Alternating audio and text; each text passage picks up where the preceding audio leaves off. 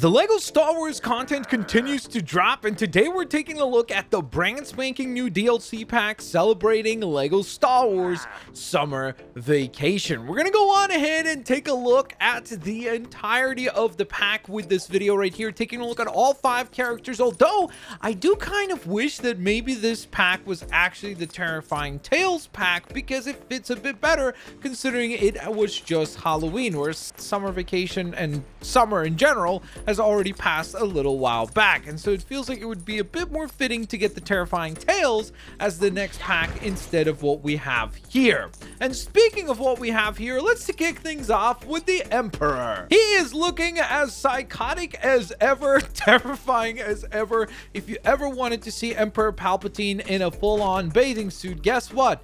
Your dream has now come true. If that was your dream, you're gonna need to go on ahead and talk about your dreams, but regardless, he is looking obviously pretty epic. He does have his scowl, no voice lines or anything like that. Unfortunately, that is obviously the case for all the DLC packs so far, but I do really like the really cool transition from being able to go on ahead and use his lightsaber or his cane. I do think it's really cool that the lightsaber actually pops up in its place, and he has this very highly psychotic look when he's got the lightsaber in hand as he is ready to strike upon all the Jedi, and then transform back to old man on vacation mode. And next up, welcoming us to the beautiful sandy and sunny landscape of Tatooine, it is Obi-Wan Kenobi with the mullet and all, ready to rock it in the 80s. He's also got his best Hawaiian style shirt ready to rock and roll as well,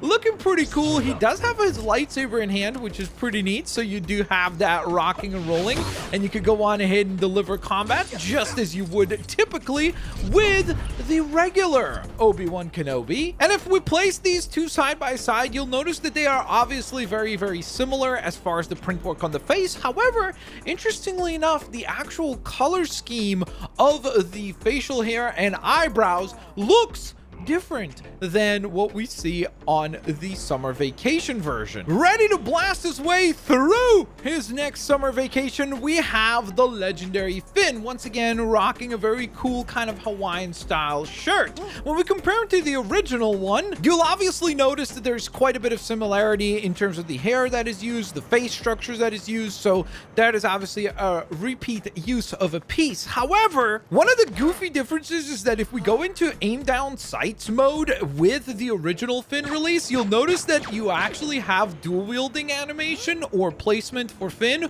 whereas the brand new one is actually only a single-handed fire, almost like what you would expect from one of the Scoundrel classes.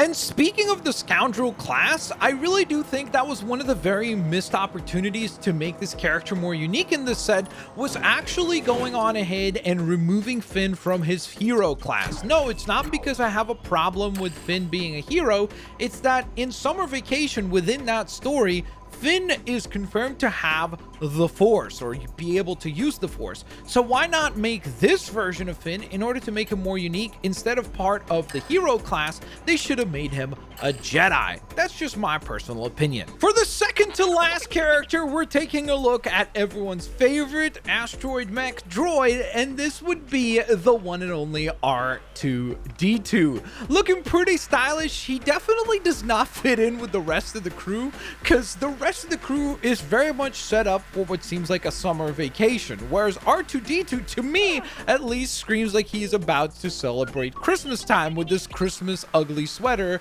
that he's rocking and rolling, or at least that's sort of the vibe that I'm getting from this variant of R2-D2. I am glad to report that he does look at least different to the regular R2, but that will be a complaint for this entire pack as a whole, is that it just feels like a bunch of been there, done that, because we're reusing a lot of parts for these characters.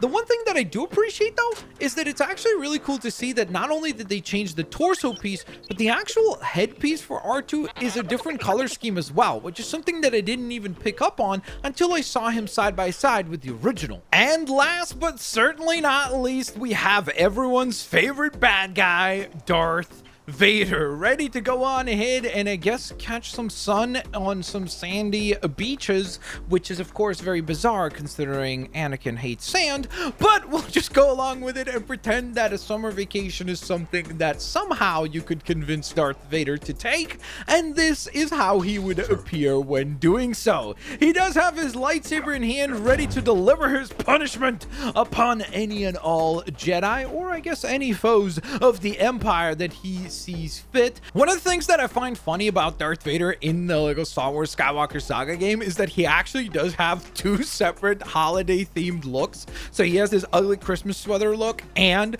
of course the summer vacation look. So he's the only character that is able to actually go on ahead and say that. What's going on, bro?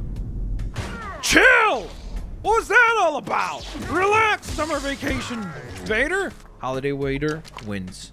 So there you guys have it. That is the summer vacation DLC pack. I think that this will prove to be the least favorite, least popular, and worst DLC pack that we will get for this game, just because most of the characters are kind of underwhelming, especially when you really think that this could have been a really fun pack if they went ahead and included some of the Force ghosts that appeared in the actual summer vacation short presentation on Disney Plus. I think that would have been so cool if they went ahead and actually included like a Force Ghost Obi-Wan as part of this set, or a Force Ghost Leia, which appears in the actual presentation as well. So I think this would have been a really great opportunity for that. Instead, they went the route of giving us a bunch of kind of gimmicky characters, which is fine for kind of like a fun distraction, but I just think that this could have been so much better. Let me know what you think down in the comment section below. Smash the thumbs up button if you enjoyed the video. I really do appreciate the support, and I'll catch you all in the next one.